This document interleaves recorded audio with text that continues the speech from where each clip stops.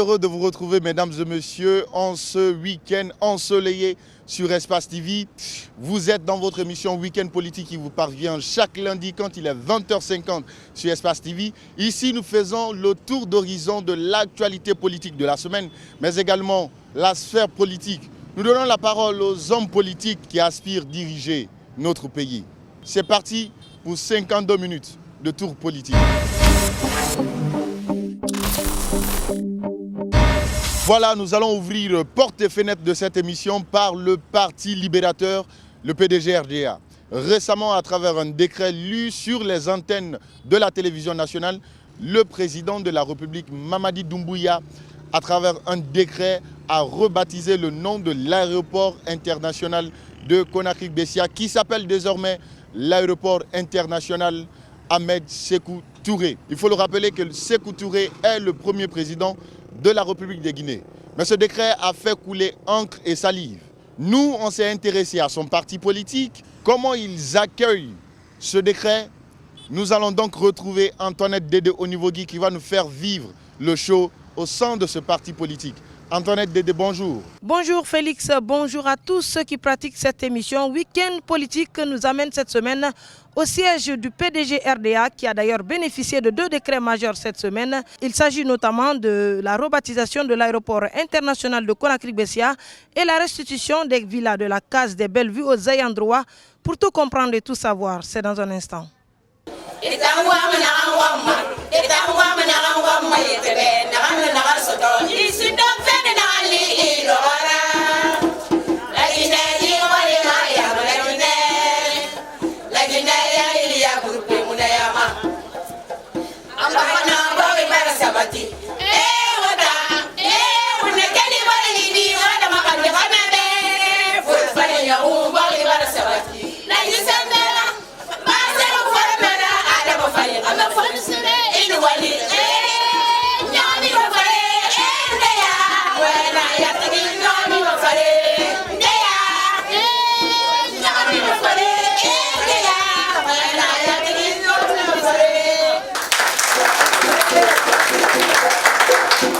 Monsieur Oye Béavogui, bonjour. Oui, bonjour.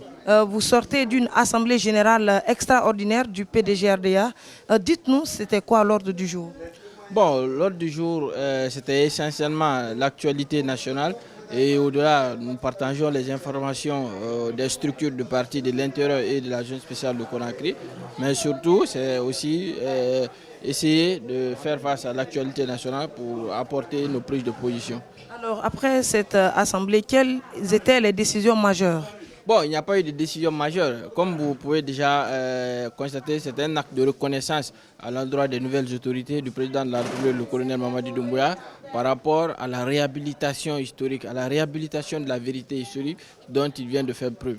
Et au-delà, l'acte fondamental aussi qu'il a pris, par rapport d'abord à la restitution des cases de Bellevue, ensuite le baptême de l'aéroport Bessia au nom du président Ahmed Sékou Touré, que nous appelons désormais aéroport international Ahmed Sékou Touré. Et depuis le coup d'État du 3 avril 1984, ce que nous avons constaté, qui est d'ailleurs le constat de façon générale, c'est que jusque-là, vraiment, il n'y avait pas des actes de reconnaissance posés à l'endroit du père fondateur de la nation guinéenne. Donc aujourd'hui, nous, on ne peut qu'être réconfortés par rapport à l'accomplissement de ces actes de reconnaissance-là.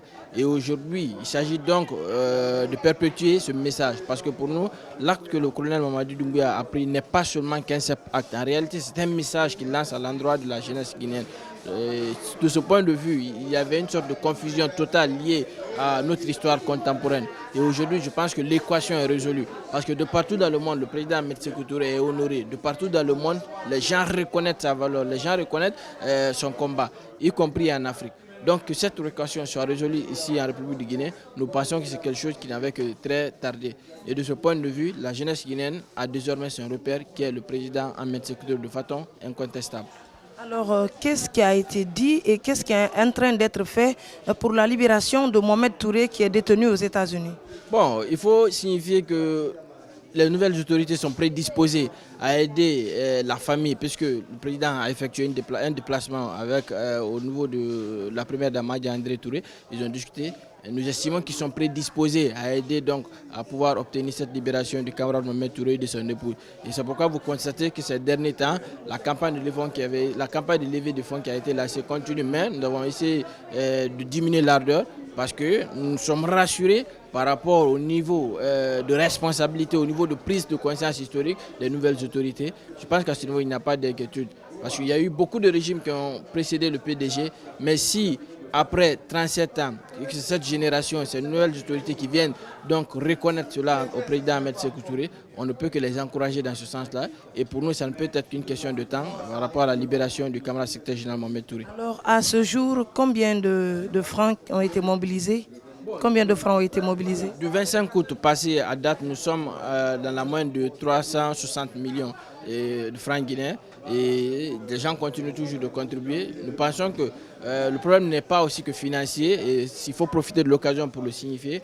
Et quand nous avons lancé cette campagne de levée de fonds, puisque tout avait été tenté vers les anciennes autorités, notamment le régime de jeu, afin de pouvoir aider le parti, la famille à obtenir cette libération.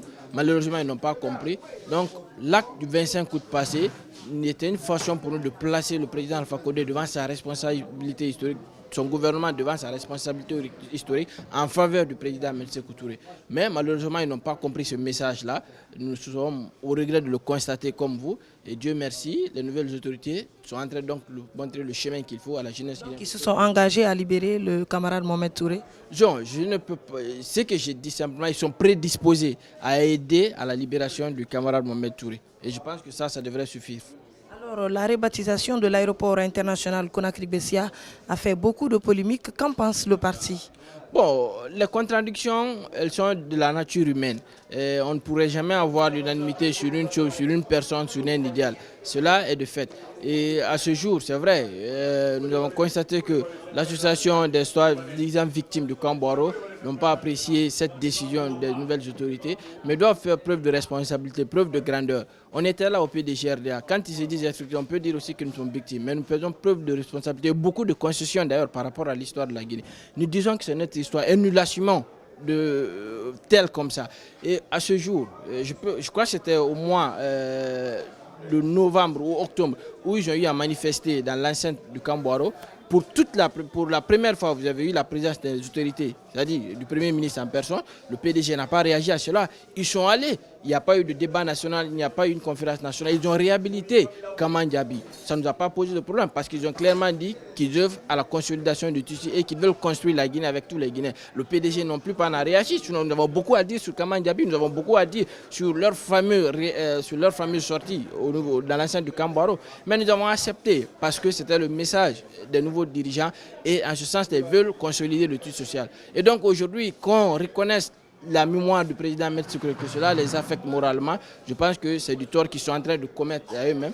Mais en réalité, c'est le destin du peuple de Guinée qui est donc lié au destin du président Ahmed Sékou Touré parce que les deux sont confondus. Alors, je disais tantôt, le PDG-RDA, vu que vous êtes en train d'être rétabli dans vos droits, qu'est-ce que le parti fait vraiment pour refaire surface, pour renaître de ses cendres? Bon, le parti déjà, depuis 1992, pratiquement naquit de ses cendres à la relance. Donc à ce jour, il n'est plus question de renaissance. Il s'agit plutôt d'offensive par rapport à la lutte à mêler. À ce jour, on ne parle plus de renaissance au PDG. Nous parlons plutôt d'émancipation, nous parlons plutôt de renforcement des acquis. Parce que figurez-vous, ça faisait 17 ans qu'on n'était pas à l'Assemblée. C'est vrai, ça a été une période très courte, mais nous avons su prouver au peuple de Guinée qu'encore les idéaux du président Ahmed Sékou Touré sont d'actualité. En ce sens, il s'agit de continuer. Et aujourd'hui, la toute fierté que nous avons, essentiellement, vous avez constaté, ce sont des jeunes aujourd'hui qui ont pris le flambeau de la lutte. Et ce sont des jeunes qui n'ont pas connu le président Ahmed Sékou Touré, qui n'ont pas connu la révolution ou si vous voulez la première république, mais qui ont décidé de faire ce choix. Et encore, la décision des nouvelles autorités vient confirmer et dire essentiellement à ces jeunes-là qui ne se sont pas trompés de chemin. Voilà, c'est le chemin de la vérité historique, c'est le chemin de la dignité, c'est le chemin de la liberté. Alors pour terminer, menace du PM qui veut démissionner. Bon, c'est une menace. Si c'était avéré, est-ce que c'était un coup dur pour la transition guinéenne? Bon, vous savez, c'est les on-dit. Et généralement, on se méfie trop de ces on-dit-là. Nous préférons que ça soit officiel. À l'issue de ça, on pourra se prononcer. Mais nous pensons aujourd'hui, oui, c'est ce que je viens de dire. C'est-à-dire, nous pensons qu'aujourd'hui, l'heure n'est pas à une forme de démission. L'heure est encore à la consolidation, à l'esprit d'équipe pour pouvoir avancer. Je crois que si on est dans cette optique-là, ça ne devrait pas poser de problème. Merci d'avoir répondu à nos questions. Merci et prêt pour la révolution. Avec nous, M. Oyebe Avogui, secrétaire général par intérim du PDG RDA.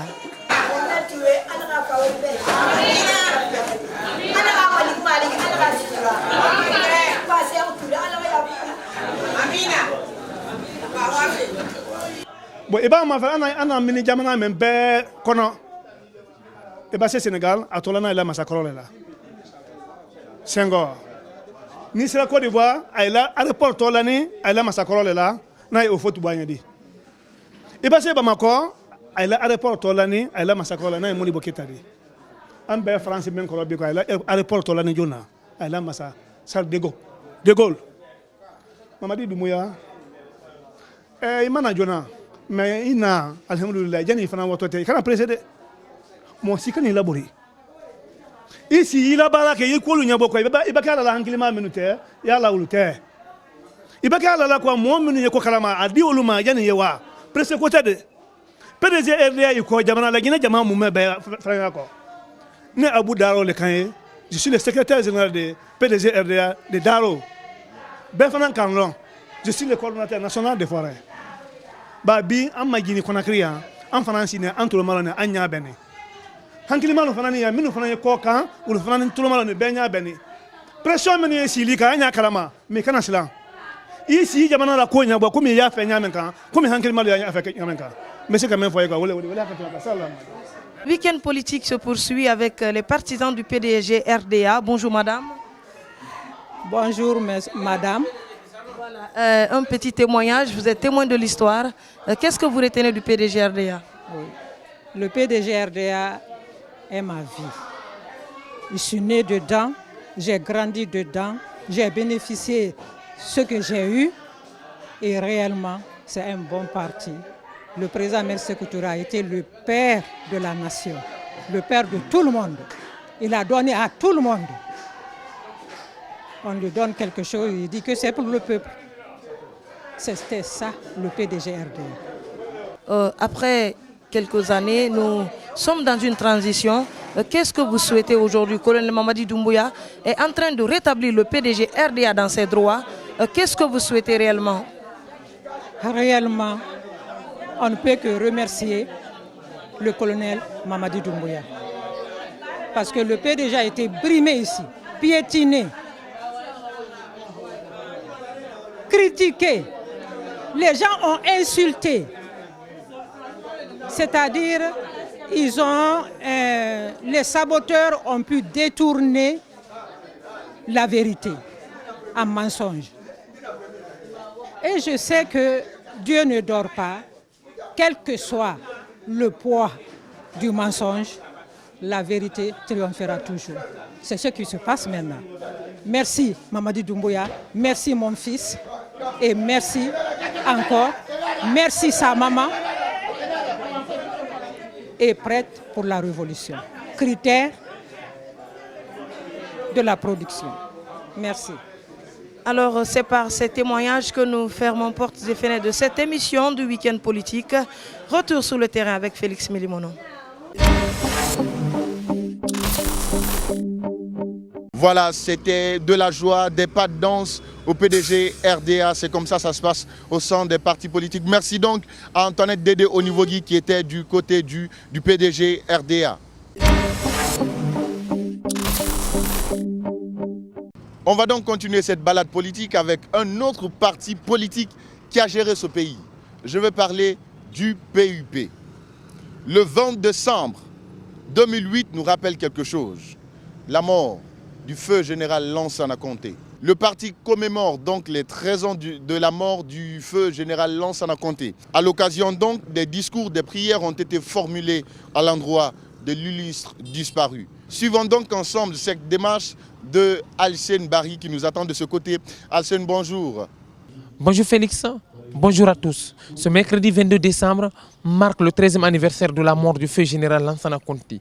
Et son parti compte bien célébrer l'événement à travers une grande manifestation organisée à Bouramaya.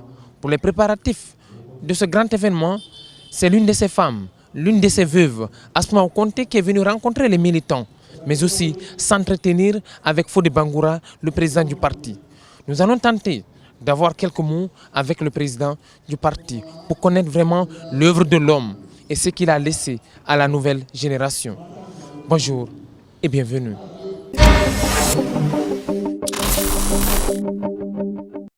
Bonjour. Où en sont les préparatifs pour l'anniversaire de la mort du feu général? Les préparatifs se poursuivent très bien, et ici à Conakry et à Bouramaya au lac. Les commissions sont mises en place pour que tout se passe dans les meilleures conditions. Nous nous réunissons pour implorer la grâce de Dieu. Nous nous réunissons pour prier pour le repos de l'âme de l'illustre disparu. Nous nous réunissons également pour que la paix s'instaure dans notre cher pays, la Guinée. On va parler du feu général Lansana Conté. Quelles sont les œuvres vraiment qu'il a eu à laisser? La première chose que le général Conté se battait, il n'avait pas fini de construire ce qu'il voulait construire. Mais l'une des premières choses, c'est l'unité des Guinéennes et des Guinéens. L'une des preuves, je n'en finirai pas de les citer, mais quand on avait rédigé la loi fondamentale, la première constitution, après sa prise de pouvoir, il avait préconisé le bipartisme, qu'il y ait deux partis, parce qu'il connaissait la société guinéenne. Il savait que ce qu'il voulait, c'est que notre diversité soit pour nous un atout et non un handicap. Malheureusement, puisqu'il s'agissait d'un seul fauteuil, et il y avait tellement de prétendants, tellement de personnes qui voulaient s'asseoir sur ce fauteuil, et comme c'est les partis politiques qui devraient présenter des candidats, les gens ont demandé qu'il y ait multipartisme. Il l'a accepté pour la Guinée, pour les Guinéens, malgré lui.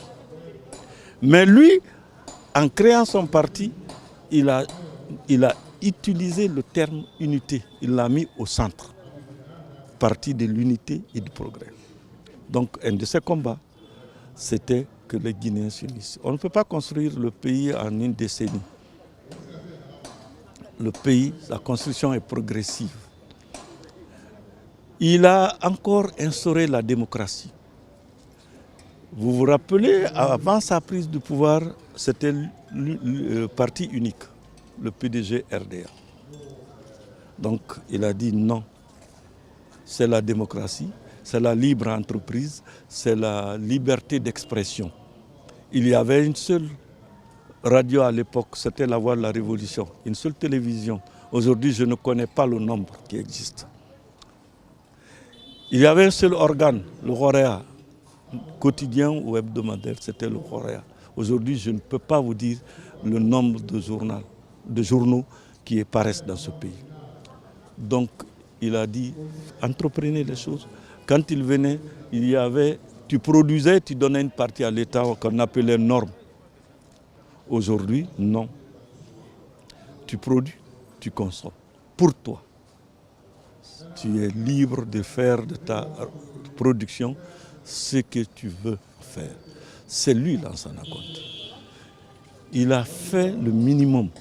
Ce n'est pas le maximum. Aucun chef d'État, ici ou ailleurs, ne peut construire entièrement, définitivement un pays. Chacun vient, il joue sa partition, il s'en va, d'autres continuent. C'est une continuité. Vous qui l'avez connu, comment il a vécu vraiment ces dernières heures au pouvoir réellement? Vous qui l'avez côtoyé? Bon, je retiens un mot de lui. D'abord, il voulait tellement l'unité. Il voulait tellement l'unité. Un jour, il a dit, entendez-vous, même si c'est contre ma personne, C'est rare de voir des personnes aujourd'hui qui disent « entendez-vous contre moi ». Mais l'essentiel est que les Guinéens s'entendent.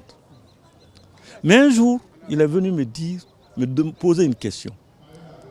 Tellement que des Guinéens étaient difficilement gérables. Il m'a posé cette question.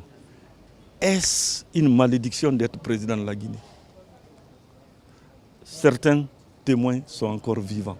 S'ils suivent votre émission, ils diront oui, il l'avait dit. Il s'est posé cette question. Et toute une journée, il exigeait que je lui donne la réponse. La réponse que je lui ai donnée, je ne vous donnerai pas ça aujourd'hui. Mais il le voulait, cette réponse, si c'était une malédiction d'être président de ce pays. Parce que les Guinéens refusent de s'entendre.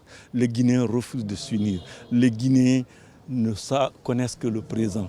Les Guinéens il y a certains Guinéens qui pensent que les archives n'existent plus. Aujourd'hui, on apprend, tout est nouveau. On ne peut pas réinventer l'eau chaude. L'essentiel est qu'on s'entende. Voilà. Aujourd'hui, quoi qu'on dise, c'était l'une des personnes aussi qui a pu lutter contre cette rébellion de l'an 2000. Aujourd'hui, quels a été vraiment les efforts, quelle a été sa force vraiment pour lutter contre toutes ces attaques? On sait qu'il y avait eu la paix. Je suis heureux de répondre à cette question. Le général Lansana Conté est un militaire, mais voilà quelqu'un qui détestait la guerre. Et il le disait, des fois il dit, heureusement que vous êtes civil. Je commence par moi, il dit, occupe-toi des civils, moi je m'occuperai des militaires. Nous avions été agressés. Il s'est levé. Il a organisé le peuple pour sortir la rébellion hors du territoire. À l'époque, la CEDEAO avait voulu dépêcher en Guinée une force d'interposition. On nous a fait la proposition. Il n'a pas dit non, mais il a répondu à un courrier. Par un courrier. Ce courrier, il était dit là-dedans, il s'agit d'une force d'interposition, hein, donc entre deux belligérants. Il dit, 1, le commandement sera guinéen. 2, la force ne sera pas basée sur le territoire guinéen. Il est militaire, il sait ce qu'il dit. 1, le commandement sera guinéen. Et 2, la force ne serait pas basée sur le territoire guinéen. Est-ce qu'une force d'interposition? Ceux qui ont lu la lettre ont compris, ils ont dit non, ils ne veulent pas. Mais ils ne voulaient pas la guerre. Moi, je suis témoin d'une chose, puisqu'il s'agit de témoins. Un jour, il a fait une réunion au camp Alpha Samori. Il partait vers les autres camps en haute banlieue, Alpha et puis kilomètre 36. La rébellion était à Farmoria. Les camions militaires le suivaient. Quand ils ont passé le marché de Madina, certains commerçants ont baissé les rideaux, ont fermé les boutiques. Un qui a suivi ça m'a appelé, mais où ton patron va où? Parce que les gens sont en train de fermer les magasins à Madina en disant que le président va au front. Quand je l'ai appelé, il dit non, moi je viens. Je dis retournez-vous, sinon Conakry va paniquer. Il s'est retourné. Une chose que je vais témoigner que certains Guinéens ne connaissent pas, ils sont rares qui connaissent. Quand il s'agissait de conflits en Irak, c'est la Guinée qui présidait le Conseil de sécurité. En l'occurrence, à l'époque, c'est le ministre Fall qui était aux Affaires étrangères. Nous avons été le voir. Le gouvernement Bush avait sollicité le concours de la Guinée pour qu'on accepte la frappe. Le premier ministre Sidimé, moi-même, le ministre des Affaires étrangères, nous sommes partis voir le président au village. Nous l'avions trouvé avec d'autres ministres. Nous avons posé le problème. Un à un, chacun de nous intervenu. Honnêtement, nous étions tous partants parce que derrière, on avait quelque chose qui nous intéressait. La Guinée dans l'ensemble. Le dernier à intervenir, c'est moi, c'est d'habitude, hein, c'est comme ça. Il pensait que j'allais être de son côté. Quand j'ai fini, il a dit, eh bien, en bon français, on dit seul contre tous. Il a accepté. On est rentré à Conakry, mais en rentrant, moi j'ai prévenu les autres que personne ne dise quoi que ce soit. Je ne suis pas sûr qu'ils soient convaincus. Effectivement, à 4 h du matin, il m'a appelé. Il dit, tu dors? J'ai dit, je me suis réveillé, président. Il dit, prends Fall et venez me trouver à 7h. Alors, il est à Wawa, hein, à Tanene. Donc, on ne peut pas quitter ici à 7h. Lui, il nous attendait à 7h. On n'avait pas de chauffeur, on n'avait pas de garde-corps. Moi, j'ai pris le volant de mon véhicule, Fall aussi. On s'est rencontrés à Anko 5. On est parti jusqu'à Anko 6, la station-service qui est là-bas. On a confié le véhicule de Fall au vigile. Fall est venu à s'asseoir à côté de moi, j'étais au volant. On l'a trouvé à 7h près. Il m'a dit, bon, écoutez, je ne suis pas d'accord avec vous. Je suis un militaire, je sais que c'est que la guerre. Je ne suis pas d'accord. Le même jour, le ministre Fall a pris l'avion pour New York, en passe par la Côte d'Ivoire. Et moi, je suis resté pour gérer. Il a refusé qu'on frappe. Voilà. Ça, c'est le général Lansana Conté. Et pourtant, il est militaire.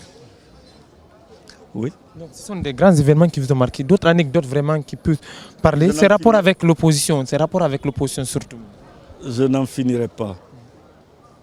Écoutez, s'il ne voulait pas d'opposition, il n'allait pas créer le multipartisme. Ce qu'il voulait, c'est que le débat soit civilisé. Malheureusement, non. Mais pour ceux qui savent, c'était à Guékidou, je crois, il a évité l'affrontement avec l'UNR pendant la campagne. En 1998, la veille du fameux stade du 28 septembre où l'oiseau est venu se poser sur le micro, nous avions évité l'affrontement avec l'UNR. Parce que le meeting, c'était vendredi à Debreka. Pour ceux qui étaient en Guinée, savaient ce qui se passait sur la route. J'étais obligé d'envoyer l'hélicoptère pour qu'il rentre par hélico. Pour une fois, nous avons caché le cortège à Bellevue pour éviter l'affrontement parce qu'ils voulaient la paix, ils voulaient qu'on aille aux élections. Ça, c'était en 1998. Les détails, je vous épargne de cela aujourd'hui. On pourrait passer toute une journée à raconter les anecdotes du feu président Lansana Conté, mais c'est sur ces mots que nous allons retrouver Félix pour la suite de l'émission. Vous nous suivez donc du côté de Kaloum, ça c'est au centre-ville. Merci de rester fidèle à Espace TV. Merci donc à Alcène Barry qui était du côté du PUP. On va donc continuer l'émission cette fois-ci avec Malik Sandiana Camara qui nous attend du côté de l'UGDD qui fête ses 12 années d'existence en tant que parti politique. Malik Sandiana Camara, bonjour. Bonjour Félix Milimono et bonjour à nos millions de téléspectateurs qui nous suivent en ce moment dans Week-end Politique. Alors cette semaine, nous nous rendons au siège de l'UGDD, Union pour la démocratie et le développement, pour parler des réalisations qui sont en train d'être menées par le tout nouveau président de ce parti politique. Tout de suite, dans Week-end Politique, des débats politiques avec des hommes politiques.